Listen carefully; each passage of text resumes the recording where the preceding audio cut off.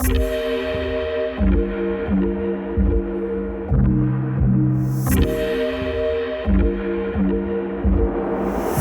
right, well, welcome back to Chasing Mythos. Brad, Courtney, Ron Williams. I'm afraid I'm going to screw up the names. We're all wearing hats today because we're talking about Prescott Western history.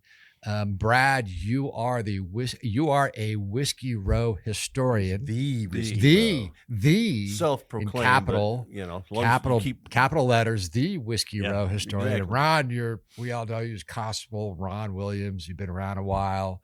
Thanks for coming in. Thanks for what you do. Thank you. Chasing Mythos is all about stories and all about histories, a lot of Western history because we're here in Prescott, but some contemporary history too.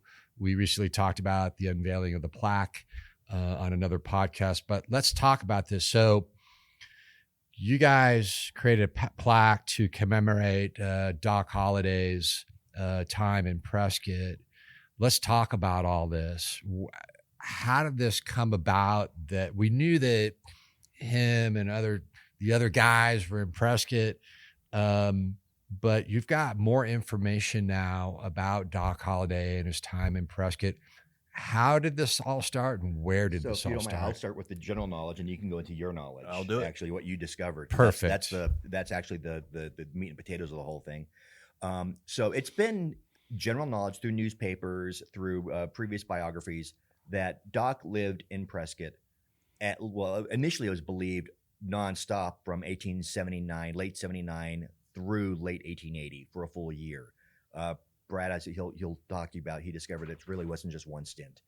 But we knew he was here. We knew he lived in a boarding house in Prescott.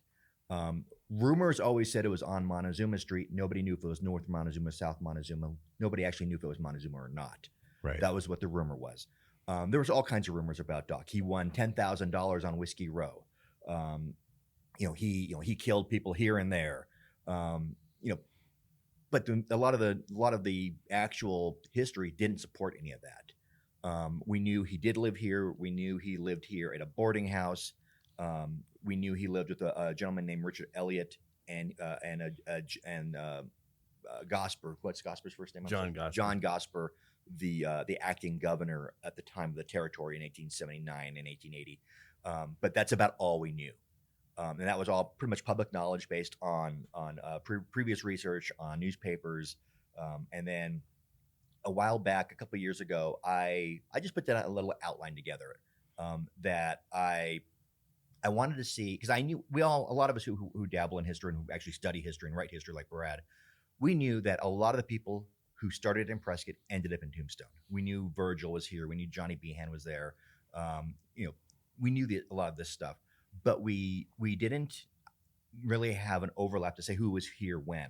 So I just kind of sat down and put down an outline of all the people we knew at the time, or that I knew, who were here and in Tombstone during the whole Earp vendetta stuff, and did an overlap with it and said who's here, who was here when, who might have known who, because Right. Prescott was only 1,700 people. Right. So it's small, and there was only a block in every direction from the plaza. So if you lived here, you probably at least knew, you may not be friends, but you probably knew each other, and just did a little overlap of who was here when, who might have known who. And I showed it to Brad, and Brad really loved it. And as a true historian, he went all out with it. And I'll let him talk about the rest. I have time to do it. You got a job, so I had to do it. A real job. That's true. You're the retired historian now, so It's my job. That is your My job now. Yep. So what's the history? So the history of Doc in Prescott, Doc Holliday, is in 1877, 1878 or so. A guy named Ed Shilton discovered ore that was very good and produced silver. In Tombstone. And Tombstone. It became Tombstone. So the story with that is this guy, Ed Shiflin, was out prospecting.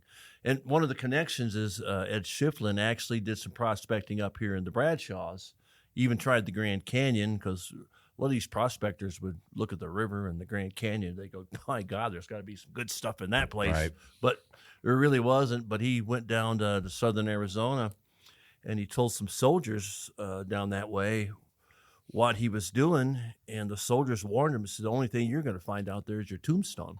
And he remembered that. So when he had this very successful discovery of ore that produced silver, he named the whole area Tombstone and became the town of Tombstone. Gotcha. So this place was booming. I mean, it was attracting people from all over the West, and it was actually stealing from Prescott's population. It's kind of a brain drain on Prescott. People were leaving for the next big thing. Gotcha. Yeah, and there's connections we're talking about where Thomas Fitch was the Earp lawyer. Dr. Goodfellow, the Earp physician, he actually, both of them had practices up here in Prescott. So Virgil's here. He was constable, and he's seen all these reports in the newspaper. He sees people leaving, and he corresponds with his brother Wyatt, who was in law enforcement at Dodge City. And Wyatt was ready to get the hell out of Dodge. You have to say that. You have to say can't it. pass up an opportunity, so you get the hell out of Dodge. When you can say it, you have to say You it. have to. You have to write it, whatever. But he leaves, and on the way is Las Vegas, New Mexico, and that happened to be where Doc Holliday was living. And at the time, they weren't as close as people think they were. They were acquaintances, and there's a story that Doc Holliday actually saved Wyatt Earp's life at one time, so he felt obligated. But he met Doc Holliday in Las Vegas, New Mexico, told him his plans. And what I believe is that when Doc heard that Wyatt was going to pass through Prescott, where Whiskey Row was, which was the gambling center of the area, I believe Doc wasn't thinking of Tombstone right away. He heard Prescott, and he said, I'd like to go. Plus, gambling had just been outlawed in New Mexico. So here was a guy that wanted to make a living as a gambler, and he couldn't. And every time not every time, but he took a gamble every time he gambled of getting arrested, and he got arrested a couple of times. So he was ready to get the heck out of there. He was being fined hundreds of dollars a time every time he got busted for having a gambling table at his saloon. He owned a saloon. Okay. And he was, every couple of months he'd be busted for, what, $200? $200 one time. That's a lot of money back Then it was like $8,000. $6,000, yeah. So he was losing money, and he actually paid it, so he had money somewhere.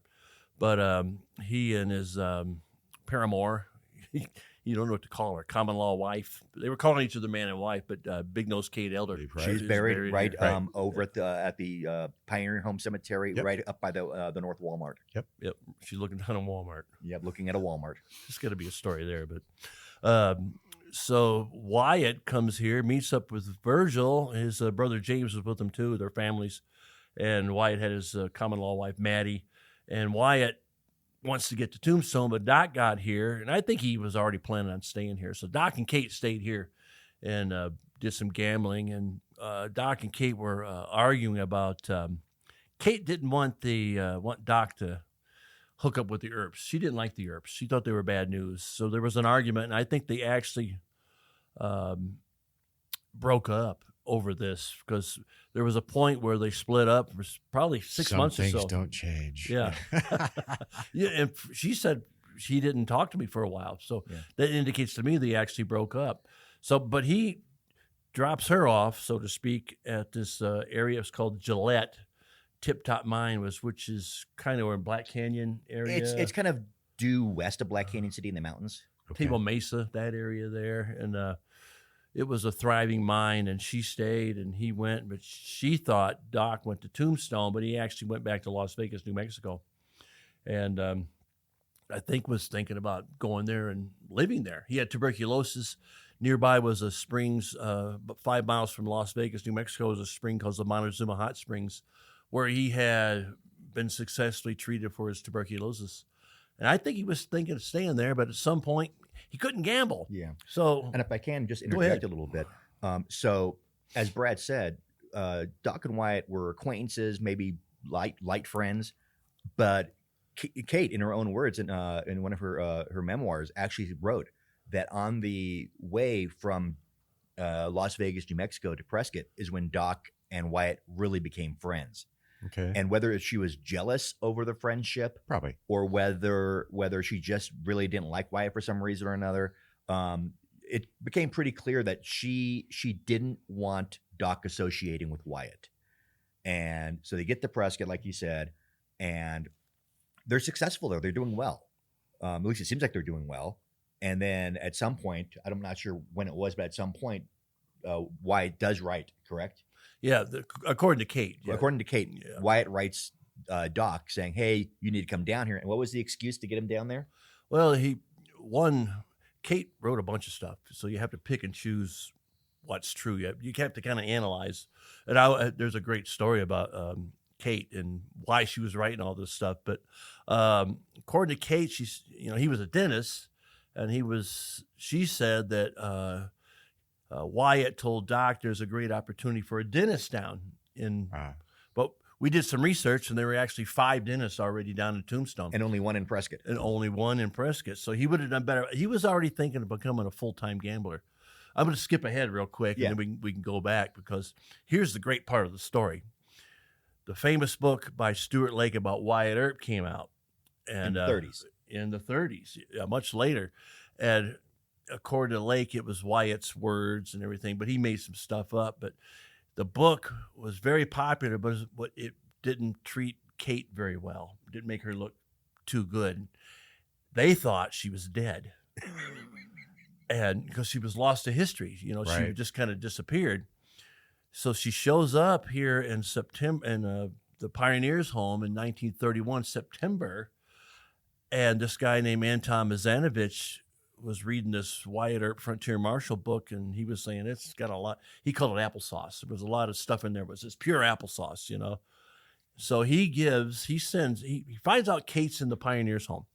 He sends her a copy of Wyatt Earp Frontier Marshal, and Stuart Lake was a big exaggerator too. That's a nice way of saying it. Yeah. It was, all the movies were kind of, not all of them, but were kind of based off of that. They're heavily influenced by that. Right. Yeah. And the perception of Wyatt came from that. That's where he became this big mythological figure. But like I said, they thought she was dead. She wasn't. She had to be up there at 30 in the 1930s. She was 80 when she came in. 80, which is amazing. She died at 91. 91. She was lived to be days that away age. from 91. Yeah. Oh yeah. At that time, and no health care, and with that lifestyle that she led, zero health care. She was in a high risk lifestyle, right? She was a survivor. I don't like to use that word too much, but she really was, because she went into prostitution at a very young age, and which wasn't uncommon for females back then. I'm guessing there wasn't, unfortunately, the opportunity. That's the reality. And she had run away from home. So a little bit about her, real quick. When she was 14, both of her parents died. Then she was separated from her siblings, and then imagine how traumatic that is. So she disappeared, and next thing in St. Louis, Kate Fisher's listed as a prostitute on a riverboat. So yikes! Because they would have riverboat gambling like they do now, right? So she practiced that lifestyle, and many of those girls that practiced prostitute that young ended up committing suicide or dying of some disease. But she was. That's what I'm shocked about, because that's in my mind. Is if you get to 80 or 90, just even if you lived a healthy lifestyle, that would be amazing. The fact that she navigated, probably got lucky through it all.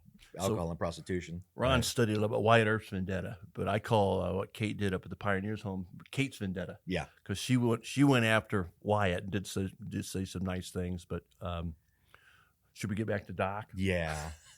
Well, it's all part of the story, right? It is. It's a spaghetti. No. You can't tell the Doc story without Kate, and of course not. But so they have this fight. They have the fight. I think they break up. He goes back to Las Vegas, New Mexico, and I think he was thinking of staying. The Montezuma Hot Springs were there, which Wendy and I went there, and I had a couple physical ailments, and I sat in these hot springs, and I felt pretty good for a while there. But he comes back all the way back to Prescott. Can I interject real quick? I'm sorry. Anytime you want. No, just because you left out some why Brad thinks, and why, what he discovered was when he went back to Las Vegas, New Mexico, that he was actually thinking about staying there. He had some outstanding legal debts. He had some fines from gambling, and he owed. Was it a lawsuit or was it just a bill?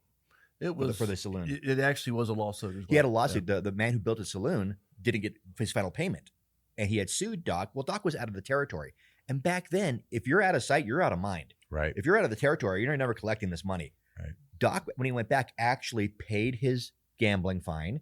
He actually paid this man off, And this is after a week or 10-day stage ride from Prescott to Las Vegas, which cost, I think it was $70 back then, or $200. I forget the exact amount now. But then, and then he turns around and pays off, his debts and his legal fees. And why do that unless you're thinking about coming back?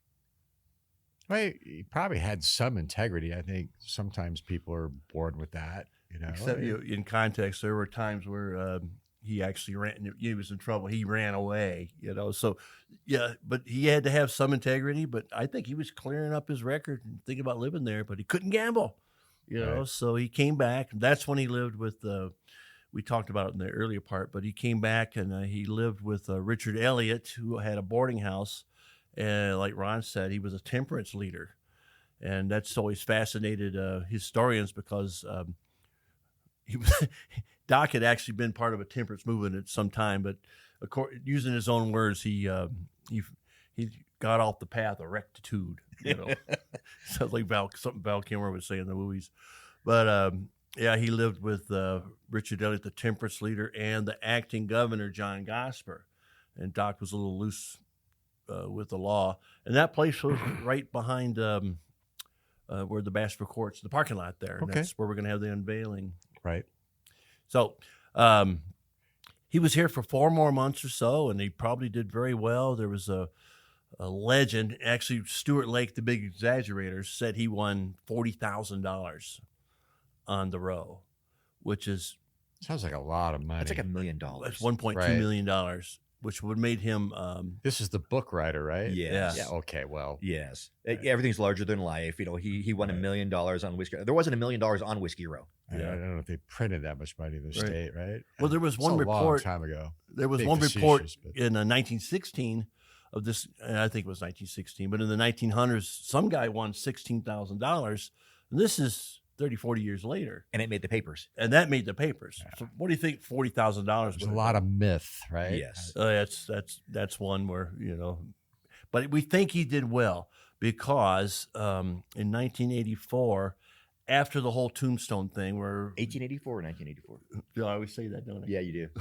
I was going to say that's a big jump, that's 100-year jump. That's George Orwell. 1884. When I was in high school. I was out of high school. 1884, he shot a guy in Leadville, Colorado, and it made the papers here. Well, Doc was already a legend. He was actually for a while, he was the face of the whole shootout near the OK Corral. Right. He was actually at one point more legendary than Wyatt was. Because he would talk to anybody. Yeah. There was one report that said that Doc Holliday is 10 feet tall. He just got to be this big figure. And wherever he went after that, it was noted that he was here. But in Leadville, Colorado, he shot a guy, and it made the newspapers here in Prescott. And they didn't mention the tombstone thing. They said Doc Holliday, a well-known sporting man. Yeah. You might remember. Remember from a few years back. So I mean, he was enough to be remembered in Prescott. So he did well enough to be remembered, or at least and survive on it. But no, did he win $10,000 or $40,000? I highly doubt it. And the $10,000 thing came from, I think, in the book. They said that Doc would bet $10,000. But yes, you imagine now $10,000 today is like $300,000. Imagine carrying $300,000 and just throwing it down on the table. Yeah, I win. Well, and when was it? It was during that same period of time where Tombstone put a newspaper article out bragging about a poker game in Tombstone. And what was it? It was like $4 bets and a $12 in. And it lasted a whole 24 hours. And it lasted 24 hours. And then Prescott comes back like a week later with their own game, which is, of course, exactly double what they said. It wasn't a $4 bet. It was an $8 bet. Tourism articles. It was an $8 bet and $32 to get in. In 48 hours. In 48 hours. And they're still going. They're laughing. But, I mean, if that makes the papers, then nobody's playing $40,000, $10,000 hands.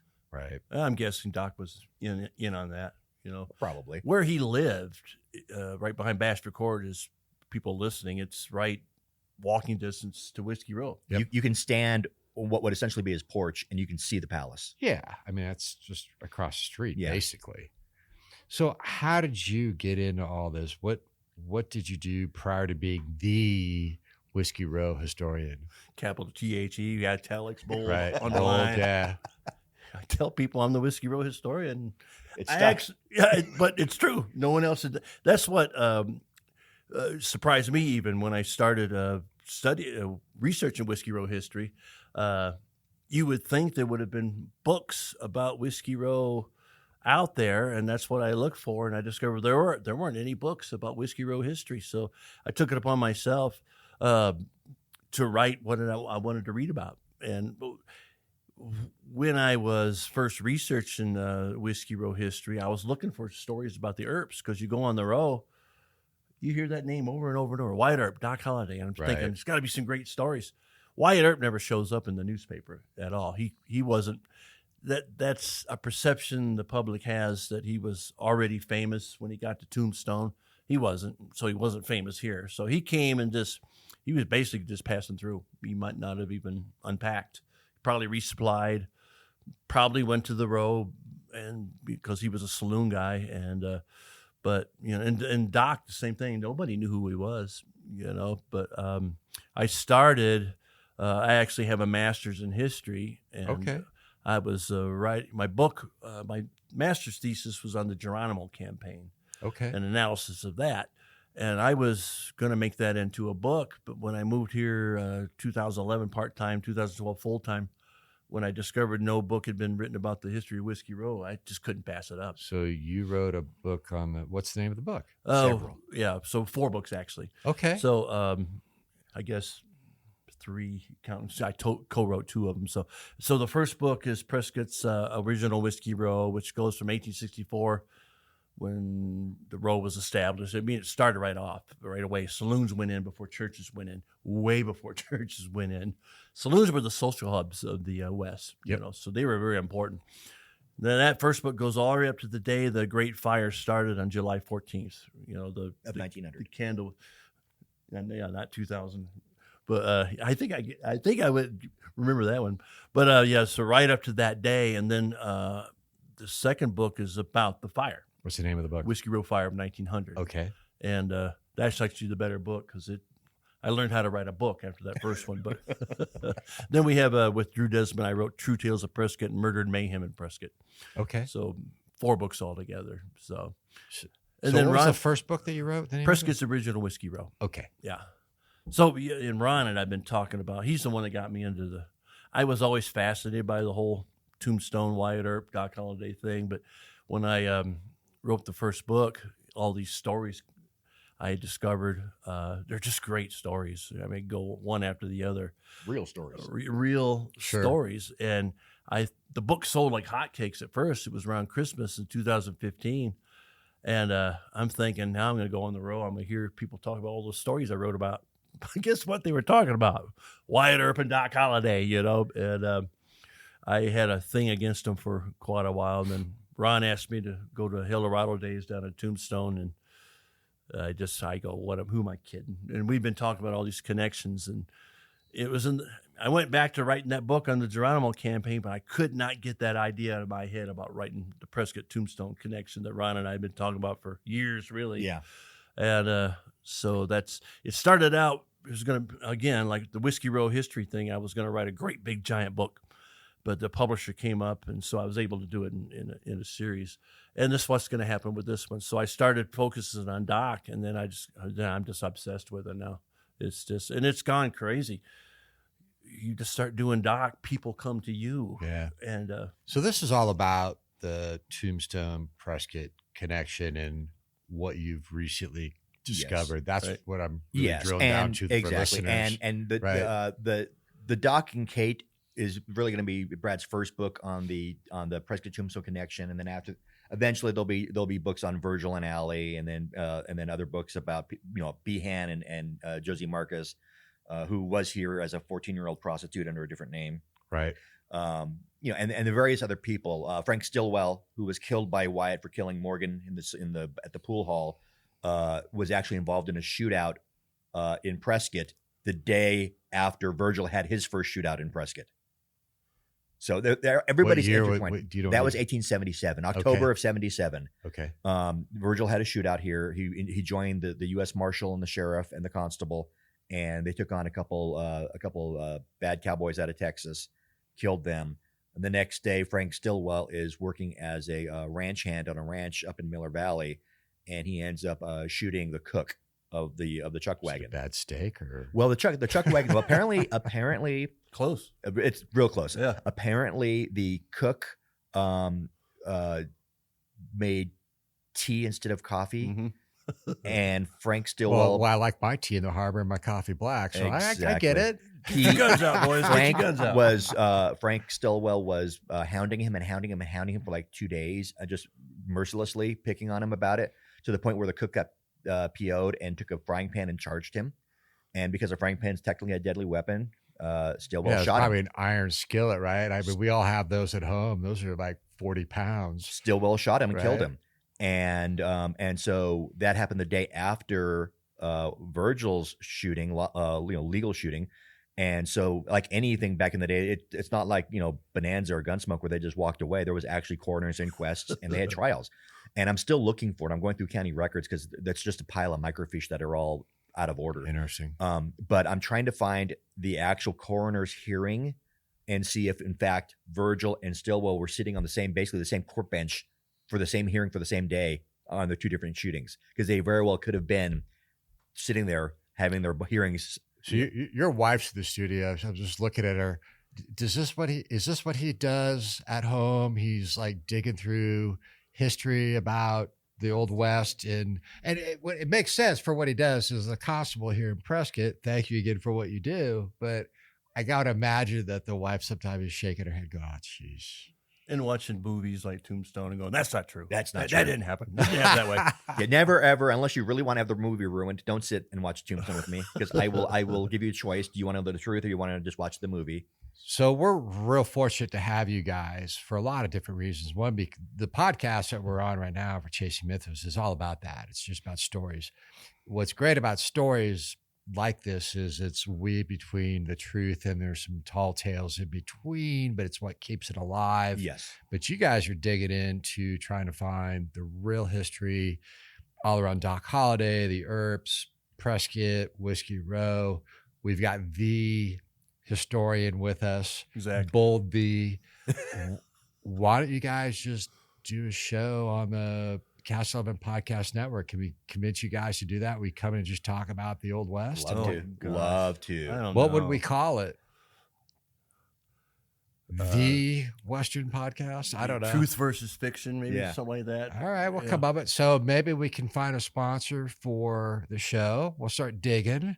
There's got to be somebody out there that likes these tall tales. Some are true, some not. Some I like to still tell tales more find- than the real I history. know that's part of the problem. I still find the stories around Big Nose Kate really interesting, Mhm. just because she survived. Yes, To me, that's amazing. the girl had a rough life, a Uh, real rough life. You think? You go back, no air conditioning, women's rights, they didn't have any. The fact that she navigated that whole era, the fact that she lived past 50 would be an accomplishment back then. Right Well, there, and yeah. the reason she applied to live in the Arizona Pioneers home here in Prescott was because she was 80. She was in her 80s, and she was too old and frail to gather her own firewood for her wood stove for the winter.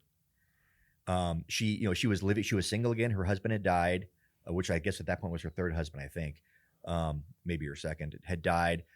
She was pretty much destitute, living as a little old lady outside of Globe at that point, I believe, and just barely surviving and having to gather her own firewood because she couldn't afford to buy firewood. Yeah, she was destitute. She married a guy named, actually the only legal husband. His name was George Cummings, but they even split up. Yeah. And she lived with a guy named John Howard as a housekeeper, but I think she was more than Well, she was a housekeeper, and then Probably she just became trying to survive. she became Yeah. kind of a common law wife. They kind of Yeah. needed each other, but then he died, and she was just left in the lurch.